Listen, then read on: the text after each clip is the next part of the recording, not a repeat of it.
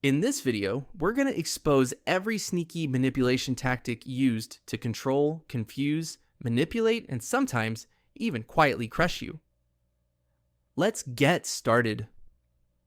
First, gaslighting. Gaslighting is when someone messes with your reality so hard, you start apologizing for things they did. They lie, deny, twist, and deflect until you're not sure if you're being abused or just bad at remembering stuff. It's like standing in a burning room and being told, no, that's just the new LED lighting. You're overreacting again. And lately, we've seen this on a national level. Remember those files that supposedly had the names? The ones they said were sitting pretty on a desk, just waiting for someone in power to greenlight justice? Yeah. Now they're saying you imagined it. The list never existed. The names? What names? And if you swear they said it themselves, they say, well, it doesn't contain anything of interest. It's just boring stuff that's not worth your time. Second, virtue signaling. Virtue signaling is when someone publicly expresses moral opinions, especially online, to show off their good character or social awareness without actually caring or doing anything meaningful. It's less about making a difference and more about making an impression. Third, love bombing. Love bombing is when someone comes on way too strong, way too fast, showering you with compliments, attention, you're my soulmate texts, and maybe even a playlist they made just for you on day 2. It feels like a fairy tale, but it's actually emotional manipulation dressed as a rom-com. They hype you up so much that your brain starts skipping obvious red flags. Fourth, guilt tripping. Guilt tripping is when someone makes you feel bad for doing something totally reasonable, like setting a boundary, saying no, or daring to have a life outside of them. They don't ask directly. Oh no, they sigh. They pause dramatically. They hit you with lines like, it's fine. I just didn't think you'd forget me so easily. Suddenly, you're the villain for not reading their mind or canceling your plans to match their emotional weather. It's like emotional blackmail with a sad violin in the background. They use your empathy against you. And the worst part? It works. You end up apologizing for being a functioning adult. Fifth, silent treatment.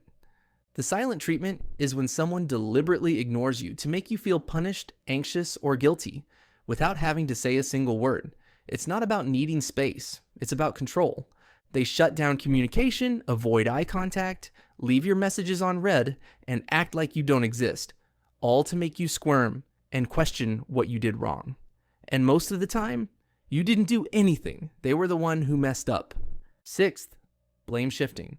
Blame shifting is when someone refuses to take responsibility for their actions and instead flips the script so you look like the problem. They could crash your car and somehow make it your fault for distracting them with your bad vibes. If you catch them lying, they say, you're too suspicious. If they explode, they say you're too sensitive. They disappear for 3 days, you're too clingy. Seventh, stonewalling. Stonewalling is when someone shuts down during a conversation, like emotionally logs out. You're trying to talk, solve something, connect, anything, and they give you absolutely nothing. No words, no facial expression, not even a sarcastic wow, just emotional dead air. Now, here's the difference. The silent treatment is about punishment. It's intentional silence after a conflict to make you feel guilty or desperate. Stonewalling happens during a conflict. It's a way to avoid the issue completely by pretending it doesn't exist, or by making you feel like you're crazy for even bringing it up. Eighth, triangulation. Triangulation is when a manipulator drags a third person into the situation, not to solve the problem, but to stir the pot and gain power over you. It's emotional chess, and you're the piece getting played. Instead of talking to you directly, they'll say things like, well, even Sarah thinks you're overreacting. Ninth, appeal to emotion. Appeal to emotion is when someone skips logic completely and dives straight into your feelings to win an argument or get their way. No facts, no accountability, just pure emotional manipulation on full blast. They'll say things like, if you really love me, you'd do this. Or, after everything I've been through, how could you say that? Now, you're not allowed to disagree, because suddenly you're hurting their feelings, being heartless, or triggering some dramatic backstory from 2001. 11th, false dichotomy. False dichotomy is when someone gives you only two extreme options as if the entire universe can be boiled down to this or that, black or white, with me or against me. They'll hit you with stuff like, if you don't agree with everything I say, then clearly you don't care about me at all. There's no room for nuance, compromise, or middle ground. And guess what? This isn't just used in toxic relationships. It's been used on a national level too. After the 2001 attacks, people were relentlessly told, you're either with us or you're with the terrorists.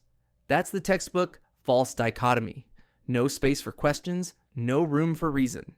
Just two buttons, blind loyalty or betrayal. 11th, mirroring. Mirroring is when someone copies your behavior, your opinions, your interests, even your slang, to make you feel like you found your long-lost soulmate. You say you love jazz? Oh my God, same. You had a toxic childhood? No way, me too. You say something funny? They laugh just a little too hard and then say it later like it was their idea. 12th, negging.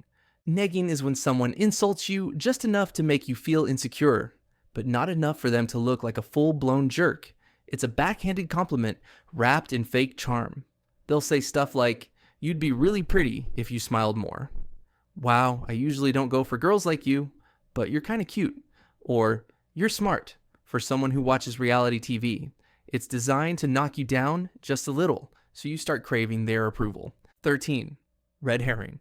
A red herring is when someone deliberately changes the subject or throws in a random distraction to avoid taking accountability. It's the verbal version of tossing a shiny object, so you stop asking real questions. You say, why did you lie to me? They say, wow, so we're just ignoring how stressed I've been lately? Suddenly, you're not talking about their lie. You're comforting them. Mission accomplished. 14th, straw man arguments. A straw man argument is when someone takes what you said, twists it into something ridiculous, then argues against that instead of your actual point. You say, I think we need to talk more. They say, oh, so now I'm a terrible communicator who never says anything right? Nope, that's not what you said.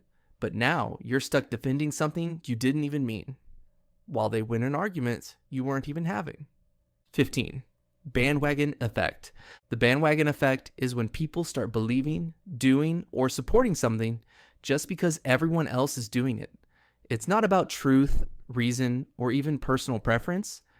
It's about not wanting to be the odd one out. This is the same effect that'll have everyone jumping in something like the metaverse in the future, even if they hate it, just because everyone's doing it and no one wants to be the only person still living in reality. 16th, door in the face technique. This is when someone asks for something ridiculously big first, knowing you'll say no, just so their real request, the one they actually want, sounds reasonable in comparison. They say, can you lend me $1 million? You laugh. Then they go, okay, fine. How about just $500? Now, $500 sounds almost generous, even though that's what they were aiming for the whole time. 17th, foot in the door technique. This is the opposite of door in the face. Here, the manipulator starts small. They ask for something tiny and harmless, so you say yes. Then, once your foot's in the puddle, they slowly drag you into the ocean. It starts with, can you help me with one thing real quick? Next thing you know, you're helping them move a couch, clean their apartment, and babysit their cousin's cat, all because you said yes that first time. And here's a fun example. Sheldon Cooper actually tried to use this tactic in The Big Bang Theory. He figured if he asked for a small amount of funding first, it'd be easier to eventually land the $500 million grant he really wanted. Which one of these techniques have you used in the past, or do you hate them all? Comment down below, please. If you enjoyed this video, please give it a like and subscribe to the channel for more fun and informative videos like it in the future. Thanks for watching, and see you in the next one.